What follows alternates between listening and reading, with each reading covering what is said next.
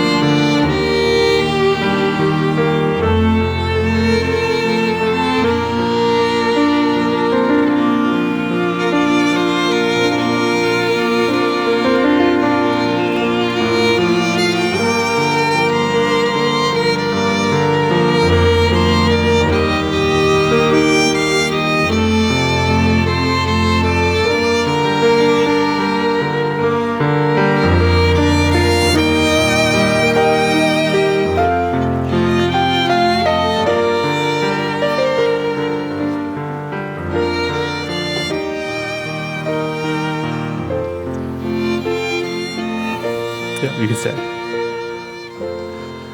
Good afternoon, everyone.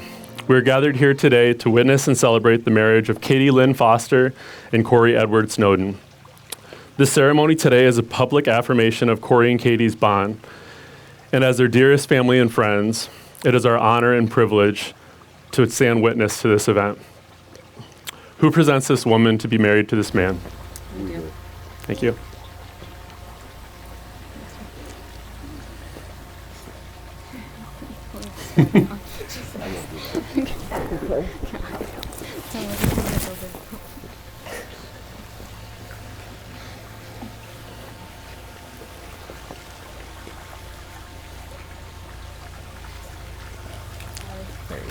That's better. Please be seated. Sweating. I lost track going up the stairs. I saw that. On behalf of Katie and Corey, Katie's parents, Race and Lynn, and Corey's parents, Bill and Carolyn, thank you for being here, and welcome to this beautiful celebration uniting Katie and Corey in marriage. My name is Andrew. For those of you who do not know me, I'm Corey's brother-in-law and Katie's soon-to-be brother-in-law as well. I also wanted to publicly thank both of you. Whoa, a little bit of wind. That might be kind of nice, actually, right? Publicly thank both of you for allowing me to be up here with you today. I'm really honored to do this and super special, so thank you very much. As we gather to witness this union today, we also remember and reflect on our closest friends and family who are no longer with us on this earth, but remain with us in our hearts. May their spirits be felt throughout this day, and may they remain forever in our hearts.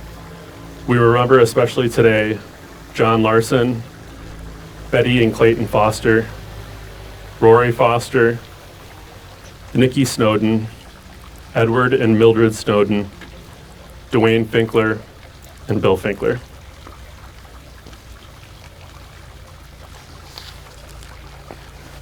Today marks the beginning of a special chapter in our lives, one that is worth every bit of celebration that will happen today. because we are celebrating the love and happiness of two wonderful people that we all love and respect. With a strong foundation of love, trust, and mutual respect, you will now embark upon this lifelong journey together. To reflect on the beauty and importance of marriage and the symbol of the two of you starting a new life together, let us pause for a moment in silence to appreciate your love for each other, the past that brought you here, the moment that you're in right now, and the people around you who helped guide you to where you are today.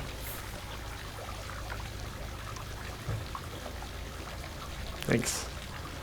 Katie and Corey have selected a few passages, and I invite you to listen as we share those now. The first one will be read by Corey's sister, but more importantly, my lovely wife, Megan. This is a reading from Ecclesiastes, chapter 4, verse 9 through 12. 2 are better than 1, because they have a good reward for their labor. For if they fall, one will lift up his companion. But woe to him who is alone when he falls, for he has no one to help him up. Again, if 2 lie down together, they will keep warm. But how can one be warm alone? Though one may be overpowered by another, 2 can withstand him. And a threefold cord is not quickly broken.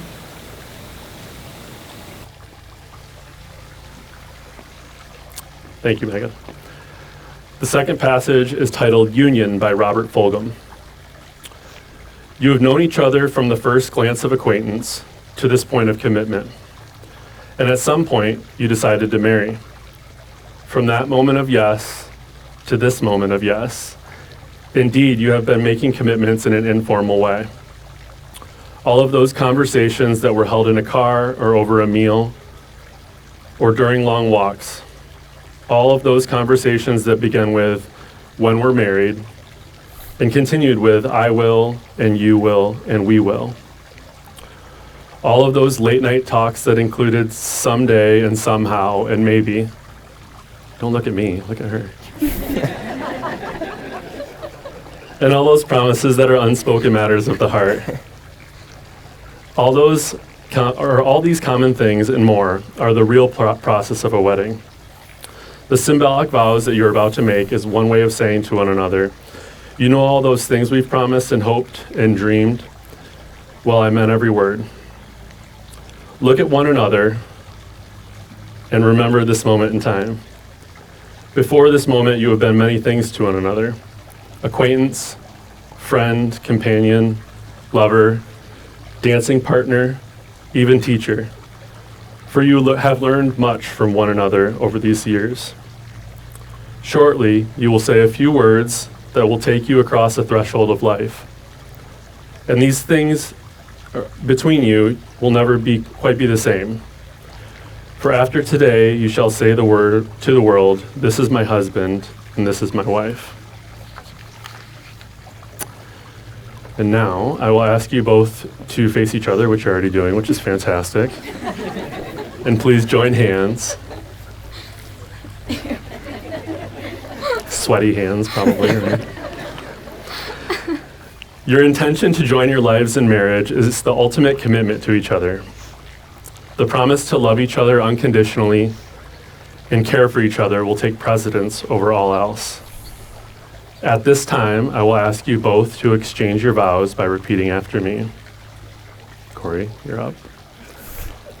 I, Corey, take you, Katie, to be my wedded wife. I, Corey, take you, Katie, to be my wedded wife.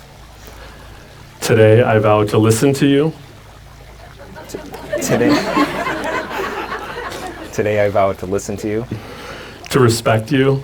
to respect you, And to always be honest with you. and to always be honest with you.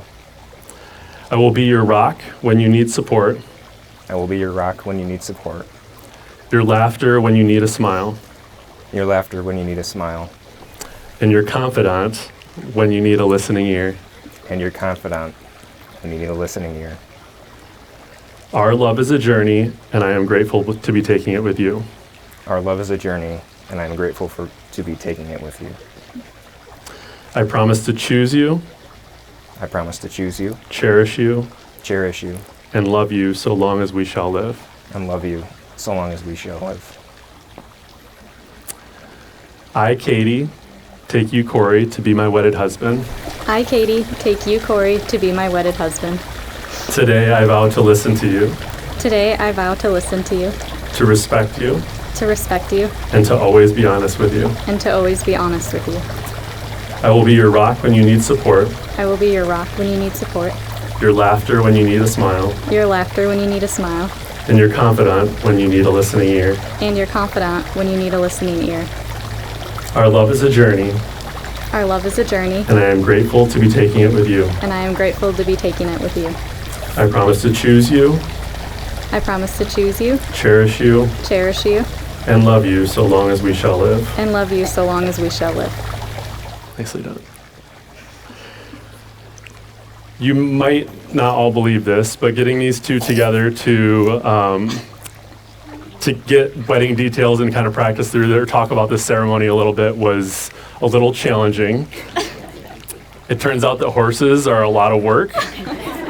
And my daughter really wanted to invite the horses over, but apparently they're a lot to travel with as well. So, but eventually we did get there, right?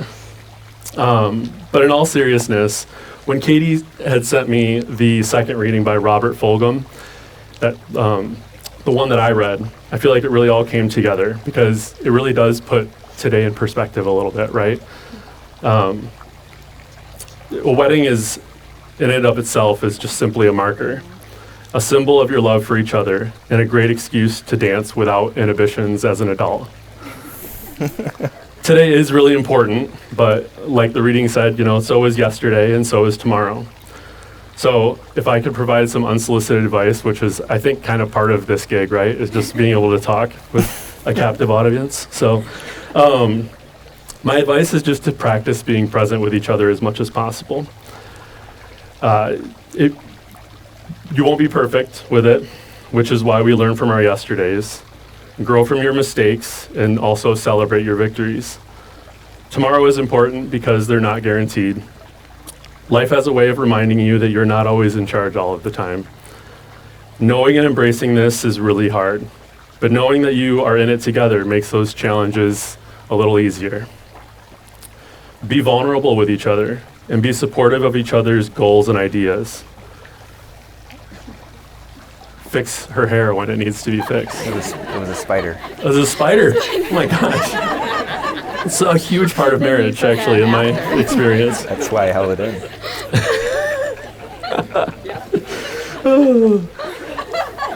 He's dead. And be honest with each other when in what support you need to be the best person and spouse that you can be.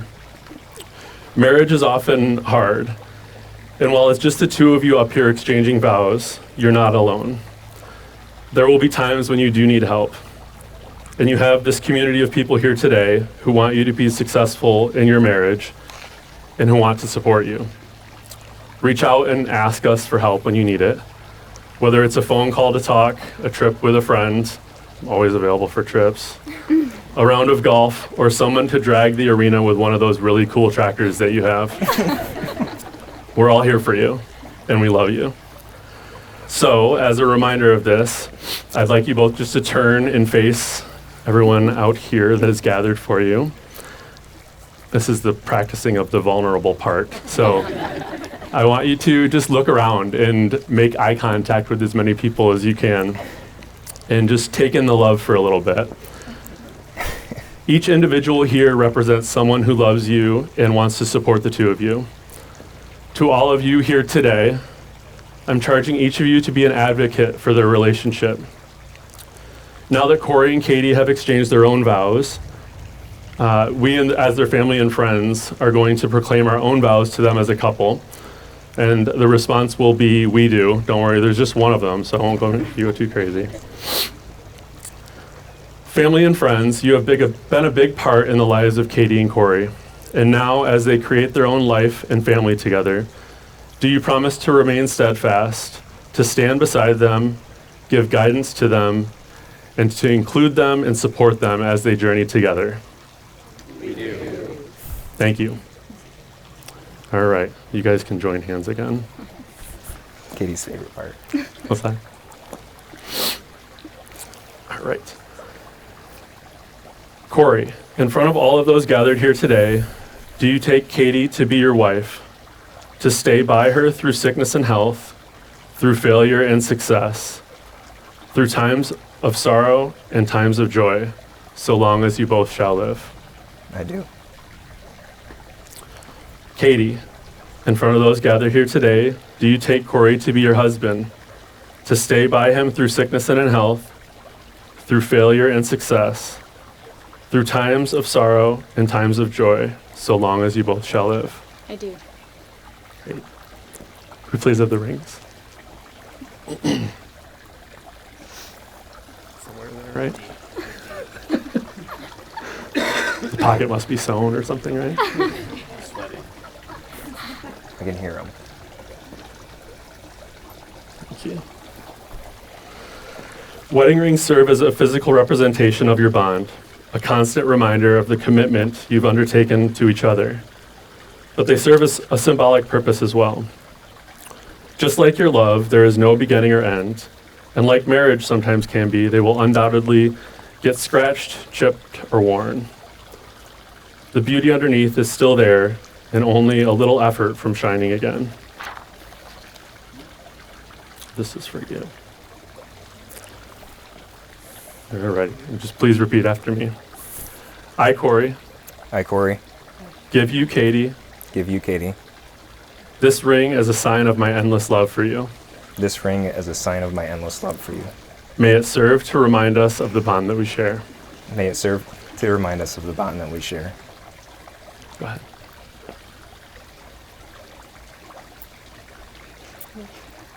Uh-oh. Just push it on. It's a little hot out. There it is. Got it.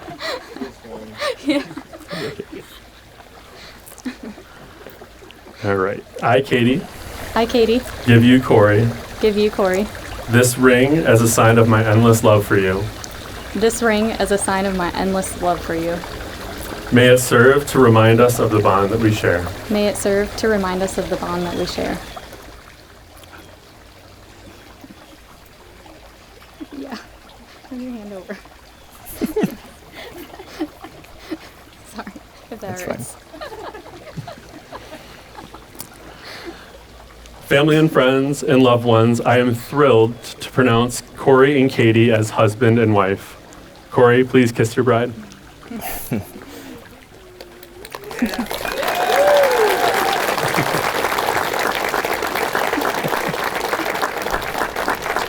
Ladies and gentlemen, I now present to you Mr. and Mrs.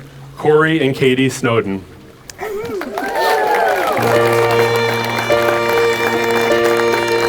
Go ahead. You guys want to-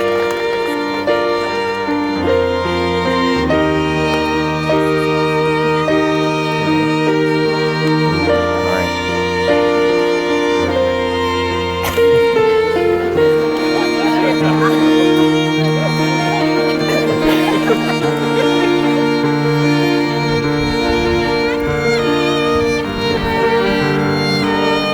I looked like I was sobbing up there. Just running down my face.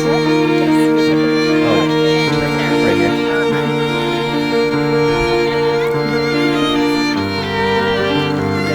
You did it. We made it.